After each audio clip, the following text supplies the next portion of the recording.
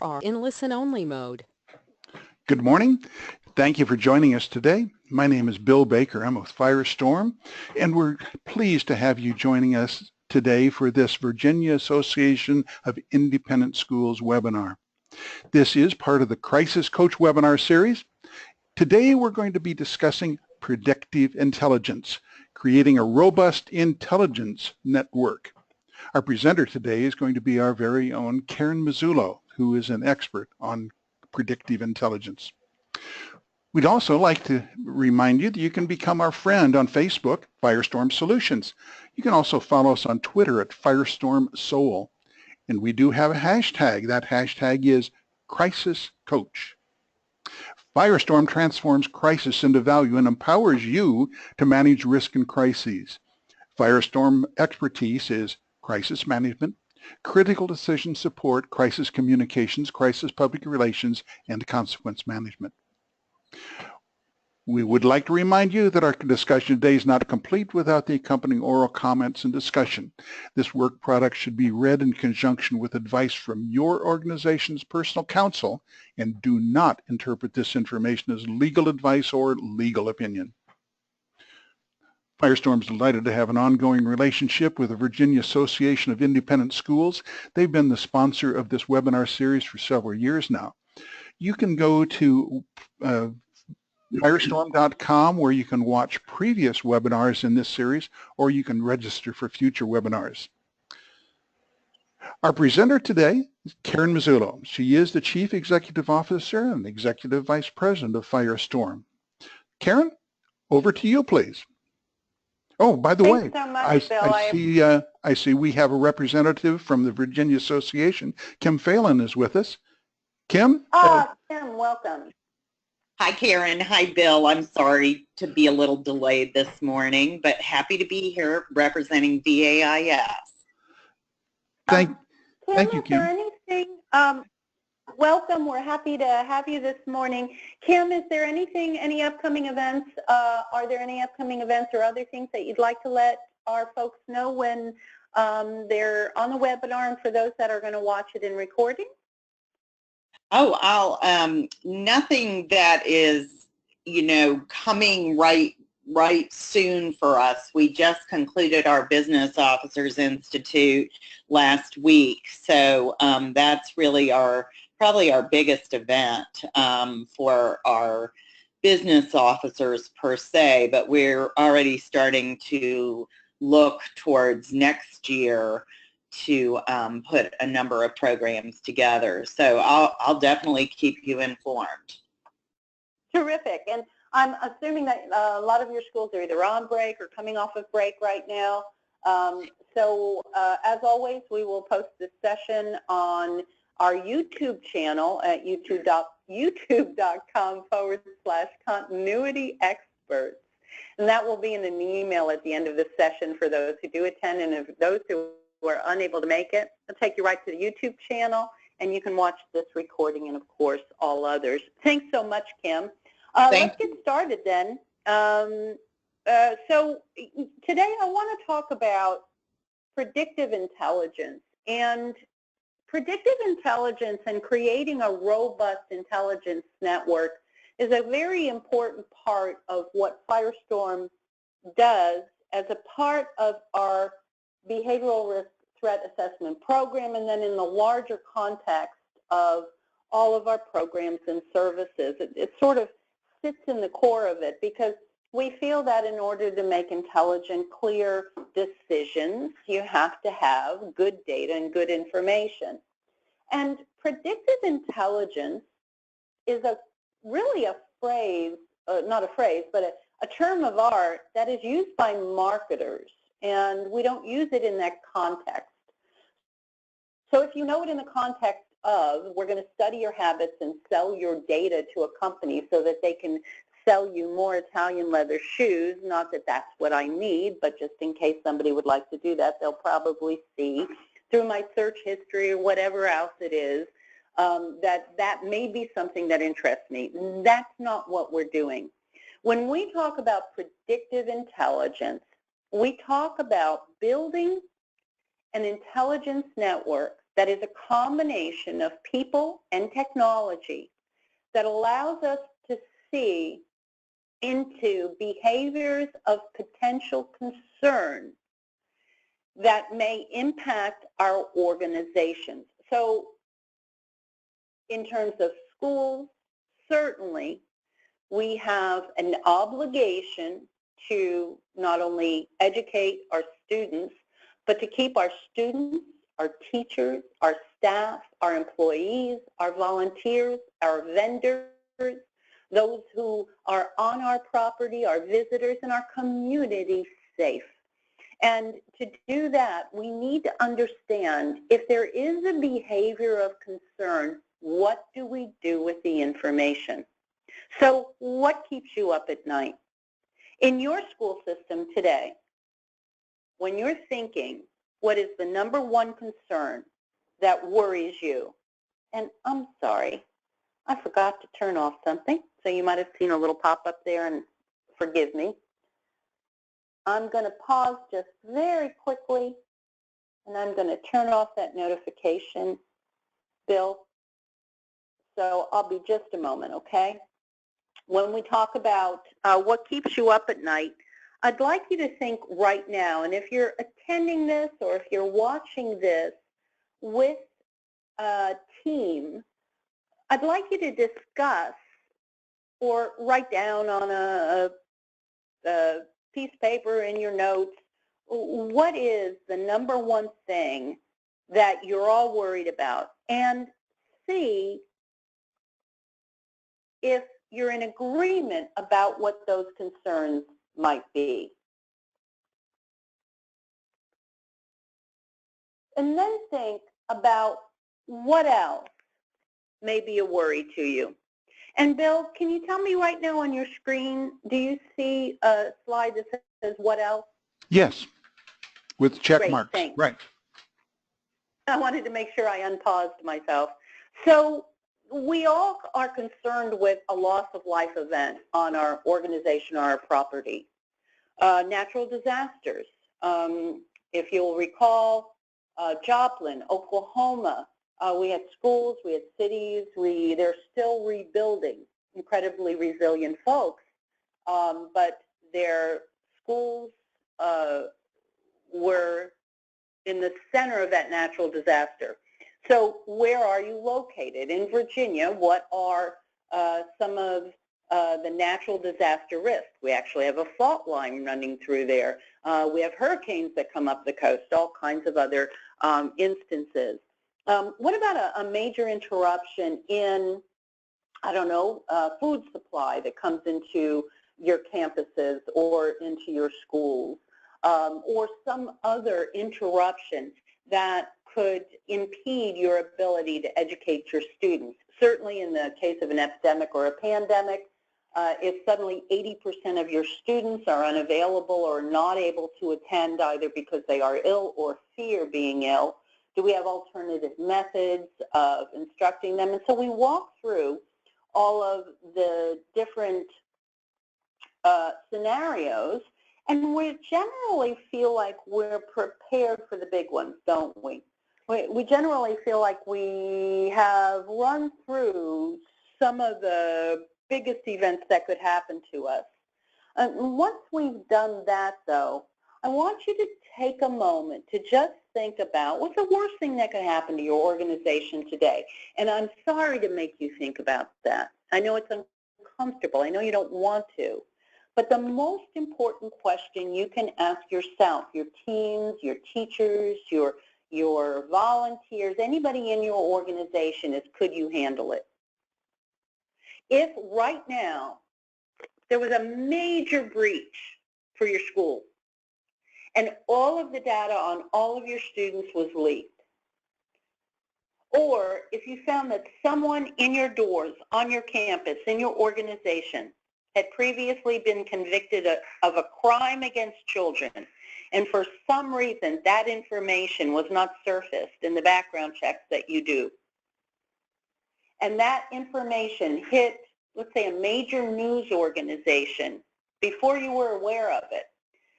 The first time you became aware of it was a parent calling and saying, how could you be allowing this to happen to my child? Or a news reporter called and said, why are you allowing this offender to be around children? And you had no idea. How would you handle it? We may think we're prepared to handle that type of a high-stress situation, but when you're practicing, you're not in that high-stress situation. That's why we do tabletop exercises, because we want to replicate the stress that you may be under. And if you are familiar with some of the psychometric tools that we use in order to gauge how people communicate in calm and under stress, something like a Myers-Briggs or one of those types of tools, they're really important to you so that you understand for you personally how you respond in stressful situations, how your communication style helps or hinders you in that situation. So take a moment and think about these scenarios, and don't just think about them as we know there's a binder, we know that we're supposed to do A, B, and C, but think about you personally. As a leader in your organization, how are you going to handle it, and can you handle it? And if not, let us help.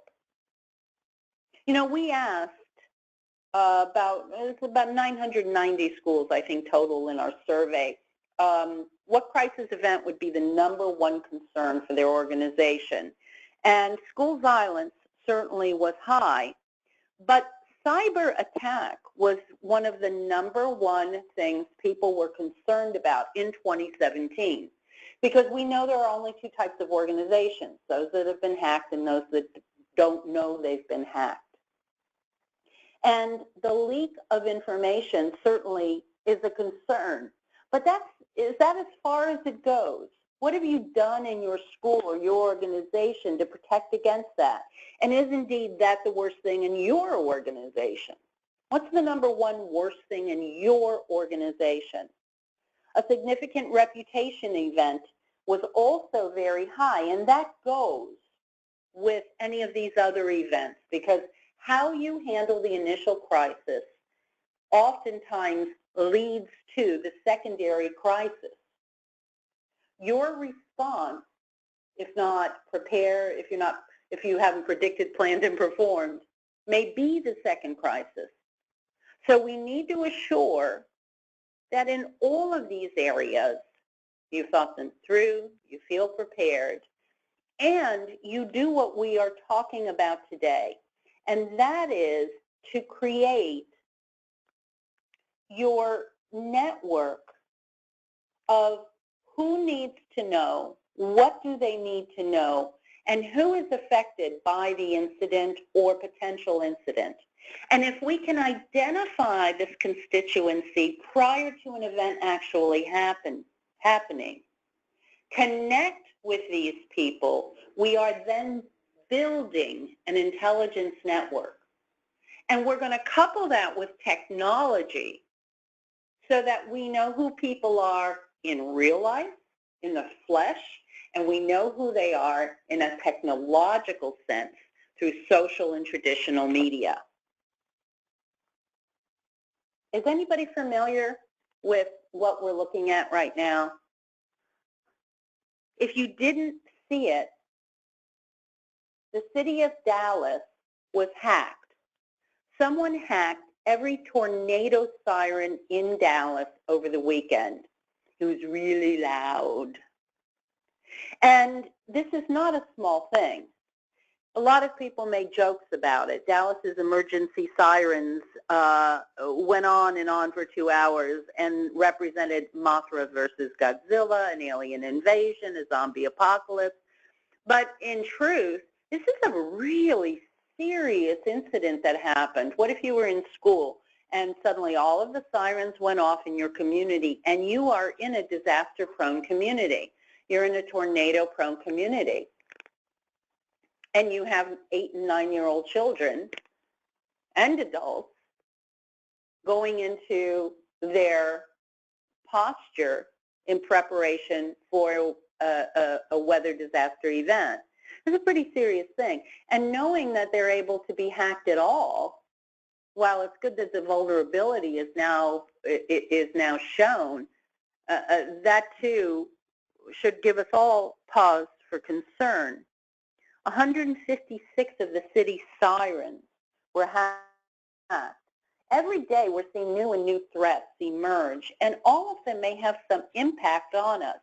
In this situation, I don't know if you recall last year, a crane collapsed across the Tappan Zee Bridge span.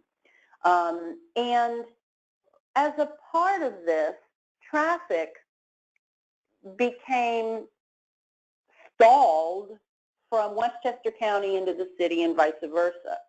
Now, there had been work being done on the bridge for some time, but people were injured. It was a significant event, and as a school or any organization, we need to sit there and say, how might this affect us? So this isn't a terrorism event. It's not a loss of life event in our specific campus or building. It's not a product recall. We didn't have food in the cafeteria recalled. It's not a pandemic or epidemic. But does something like this impact my organization? Yes, it could. It could create travel nightmares. It could create delayed starts for your schools. You could have educators or teachers who might be unable to get to work. Our home offices for corporate are in Roswell, and our CEO, Jim Satterfield, travels significantly for business. And he called me one morning recently. He called me, I think it was about 6 o'clock in the morning, and we were talking. And he was on the road, and I said, my goodness, what time did you leave? Because he was on his way to Alabama, I believe. I can't recall exactly where. And he said, well, I had to make sure I left at 3:30 because of that section of I-85 that's gone. That's the route I would have taken. So I had to take an alternate route, which of course everyone else is going to take. And I knew that I would be significantly delayed if I got caught in that traffic, so I had to leave at 3:30. That kind of forward thinking is really going to be important for all of us any time. I want you to think about what is located to me. How do you get to my location? How do students get to our school? And what happens if there's a significant transportation event? Do we have an alternate way to get students to school, an alternate way to educate our students? This was in Lynchburg, Virginia, and this was, you're I'm sure familiar with the experience. It didn't happen this year. This was a significant event, and we've had a few events where we've seen significant vehicle or transportation accidents, and we don't know what is the chemical, how much of a city is being evacuated, what are the nearby areas being evacuated, are they using our facility as an evacuation point? So the reason I'm showing you these things is because I want you to be aware of what's going on around you. And we do that through both the people in the flesh that we speak to and through technological or through the digital analysis of data and information coming in. So the first thing I want you to do is look around. I want you to think about what is around you. In your facility today, what's the closest building next to you? Is it a mall? Is it another school building? How much room is between you, your sports field, or your property line, and the next type of company, business, organization, residential area, etc.? What is housed? Do you know? Do you know your neighbors? Are you in a multiple tenant property? You know, sometimes for some of our school sessions, we also have camp and daycare types of organizations, and some of those are housed in corporate buildings with multiple tenants. Do you know who those other tenants are? Do you know what they're doing in the building? Have you practiced evacuation procedures with the entire building? How close are officials, police, and fire?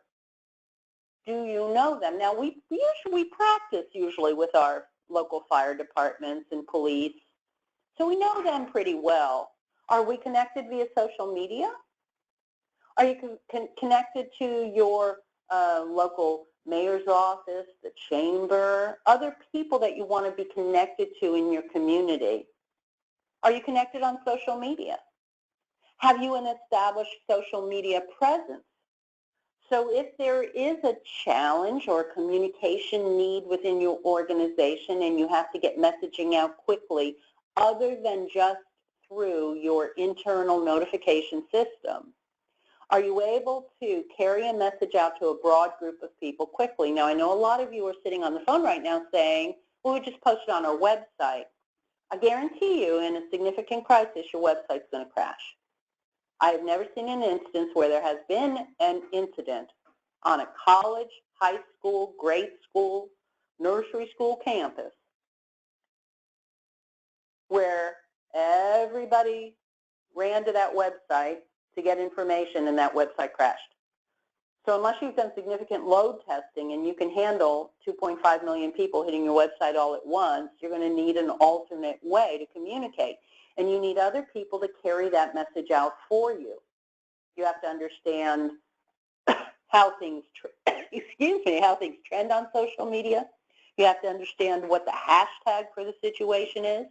And you have to make sure that you've made friends with people in your community that can help you get that message out in order to keep people and property safe.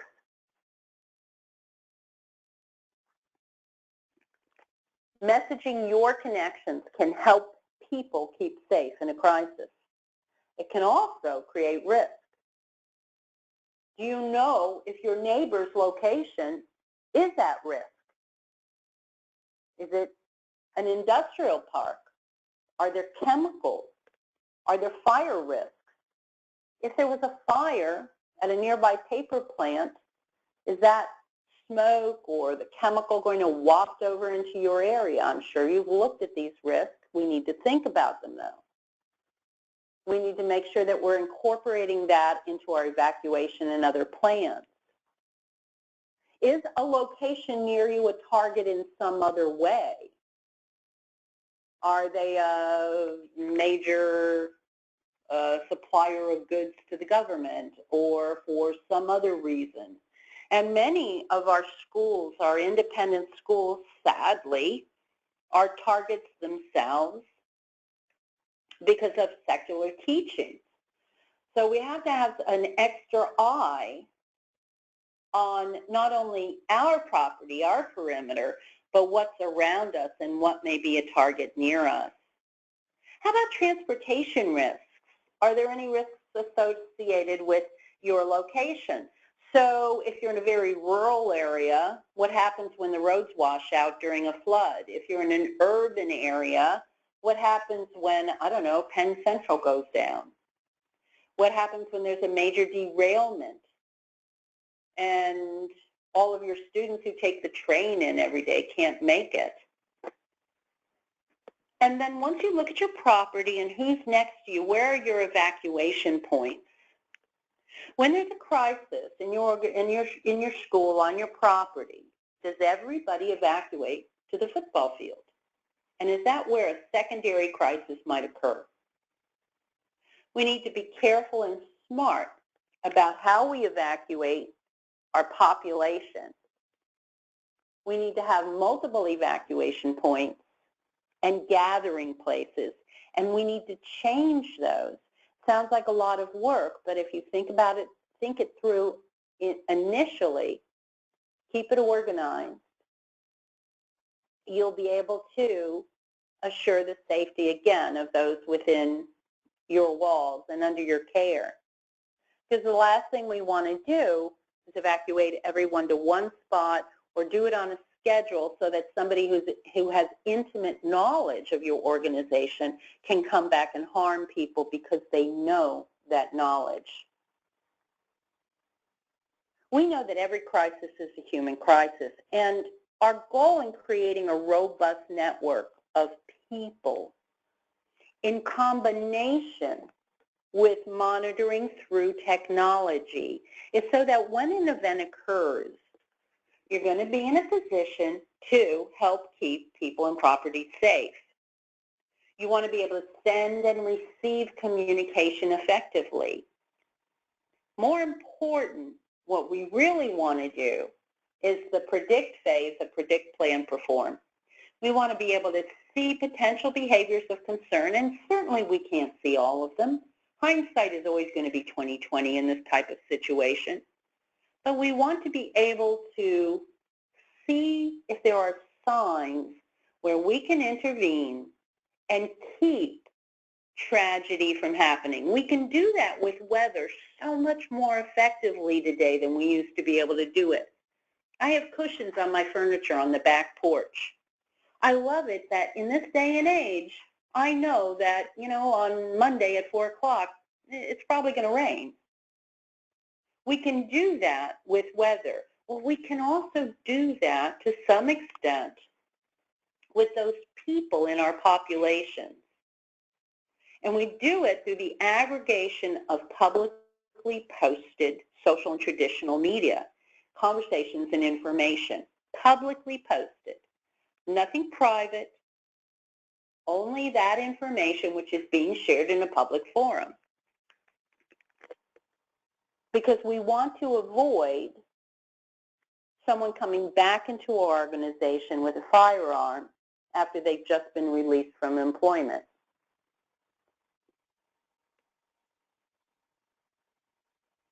Now, in this situation, this person had been terminated from a gym. He came back, and sadly, 2 people's lives were lost. But what's interesting is this person was pretty active on social media and actually has 2 Facebook pages, an old one, a new one. So there was a lot of activity there that was interesting and will be observed. And we always do that after an event, don't we?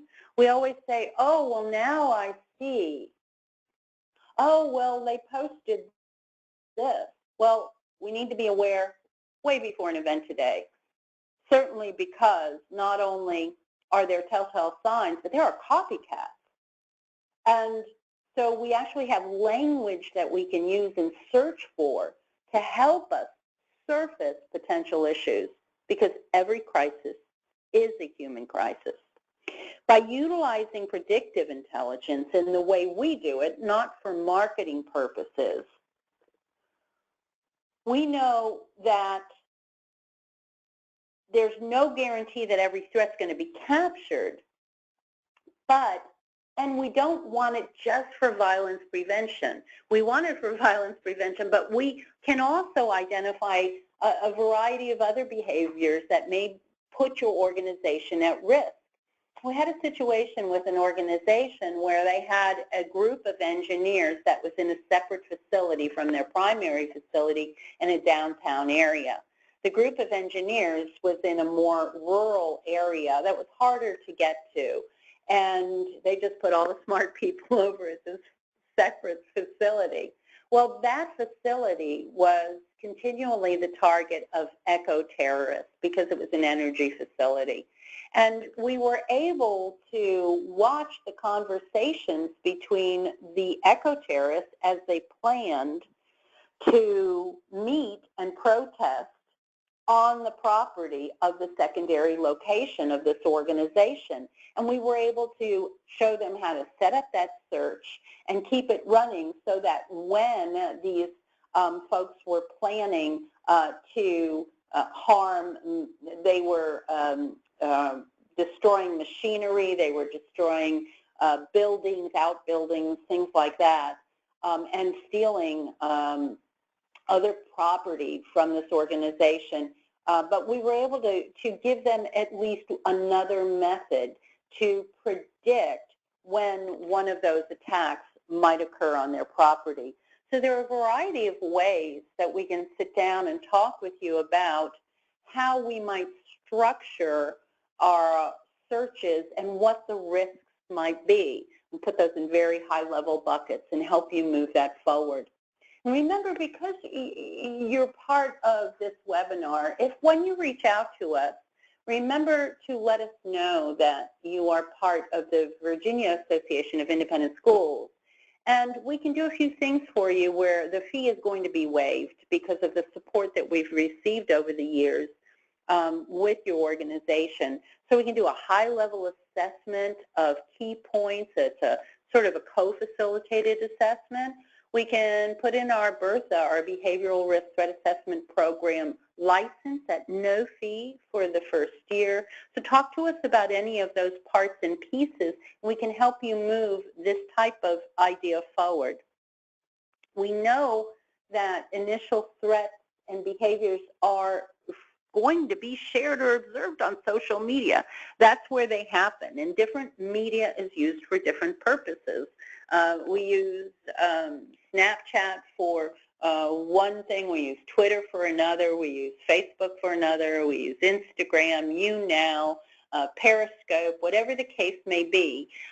We have to be able to understand how the different tools are used, where the threat might arise, and what specific information about your location, your organization, your campus, your city, your students is being discussed or going on via those social tools. And because information on social media is targeted, I mean, it's never not about anything. It's about something. It conveys useful intelligence to us to analyze that can then be identified, used to identify threats. I'm sorry, I meant to say caution as the next image is. I think everybody is aware of what we saw happen with United yesterday, and if you're not, United Airlines, as far as we know, overbooked a flight, and from Chicago to Louisville, they had crew that had to get to Louisville for their next flight in order for that flight to be on time, and had offered passengers who had already booked and were given a seat up to $800 to take a later or the next day flight, and nobody took them up on the offer. So they had an overbooking situation, and so a computer program randomly selected people to be escorted off the flight in order to make room for crew. And one of those people was a doctor who refused to leave the flight because he needed to get back to his hospital and his patients in the morning. He said he had to go home, and when he refused to leave the plane, I'm sorry, wrong image. When he refused to leave the plane, he was forcibly carried off. There are probably 5 different cell phone video angles of exactly what happened to him.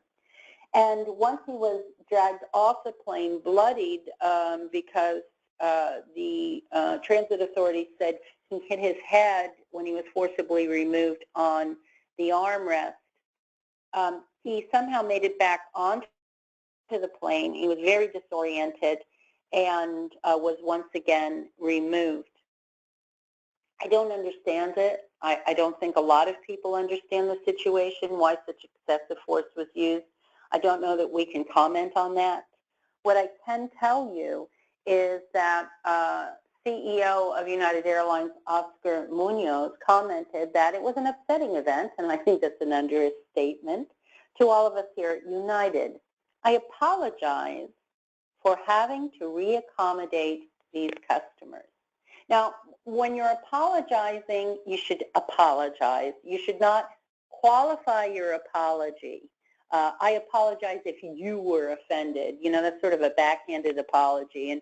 And really, this feels insincere. I don't think dragging someone off by their arms of a plane is necessarily called reaccommodation, but okay, we'll call it that for today. Our team is moving with a sense of urgency to work with authorities and conduct our own detailed review of what happened. We're also reaching out to this passenger, good, that's nice, to talk directly to him and further address and resolve the situation. All right, so now let's think about it as your school. Recently on Facebook, I saw a situation where a mother wrote on a Facebook post, I just found out my son's teacher has been locking him in the classroom bathroom when he misbehaves. Is that allowed? That has the potential to go just as viral as something like this in this day and age. Think about what the behavior is, how you can keep an eye on it, how training is going to help, and again, let's predict, plan, perform. There is a significant outcry right now because just a month ago, CEO Munoz was selected by PR Week as its 2017 Communicator of the Year because of the great way he galvanized and set the course for the company. Today, on change.org, there is a petition calling and demanding for his resignation. So how quickly the tide does turn based upon how we respond to something. We may think that's a drastic example, but it's what happens. You know, when we're looking at things and analyzing what's going on in the world, we need to think about who is watching, what are they saying, what are they talking about. This is a disturbing message, and I think it's important. I've used it in a few different sessions we've had together. It is by a former high school student at a school called Millard South High School who returned and shot and killed an assistant principal and wounded the principal during the attack. And far too often, I think, we forget these. We're starting to become immune or objectified to the violence that happens every day. And he wrote on social media, everybody that used to know me, I'm sorry, but Omaha changed me and expletived me up. And the school I attend is even worse. You're going to hear about the evil blank I did, but that blank in school drove me to this. I want you guys to remember me for who I was before this. I know. I greatly affected the lives of the family's room, but I'm sorry. If we can find that, if we can study this language and then use this language with a geographic focus on your school, your property, your town, your city, is it possible that we might surface something that could help save someone within the walls of your organization? I think so. We're very deeply saddened that yesterday there was yet again another shooting. This shooting was the result of a domestic situation that spilled onto school grounds. We see this quite often, sadly, in formal workplaces, and it's important that everyone on this call remember that a school is also a formal workplace. You have a significant burden, and that not only are you keeping employees and staff safe, but you have all the children in your care that you must keep safe as well. And it is very upsetting that yesterday, during the school day, 2 adults were killed. A teacher, a special needs teacher, and her estranged husband, who then took his own life. And sadly, there was a student standing behind Karen, the teacher, when she was shot. He was mortally wounded and sadly passed away afterward. The gunman checked into the front office where he was known to the school staff. So picture it in your school right now, and please, I beg you, to have this conversation with your front desk staff right now. If you don't have very firm rules about who comes into your school. If I came in and you knew me, you'd been to barbecues with me, I'd been at school days with you, I'd been at in-service training with you with my wife, and I came in and I winked at you and I said, hey, it's our anniversary, I'm going to go surprise her, okay? Would you let me in? You might. You need to talk about that with your teams, with your staff. He was allowed in. When we look back at his social media, again, hindsight is 20/20. We find a post like this and some others, and taken out of context, and they look questionable. This one is about something else. This is about something else completely, but it does show a pattern of thinking. Would this have been enough to raise a flag? No, it didn't. But something was going on there. And the way this person thinks is shown. The truth of the matter is when people get fed up, people get killed. I've never posted anything like that. Have you? So we also need to look at the language. We need to study it. And we need to remember Jonathan Martinez, who was only 8 years old, and try to continue to make sure that this doesn't happen in another school on your watch. So how do we find those threats? We take an ACT approach to predictive intelligence. We connect with people who are important. So we become aware of people in the flesh that are around us, and we outreach to those people. From a technological point of view, we connect with them, and we put conversations that we see in context. Remember, we've talked about this before. A lot of times what we're seeing are song lyrics. It's poetry. It's a rap.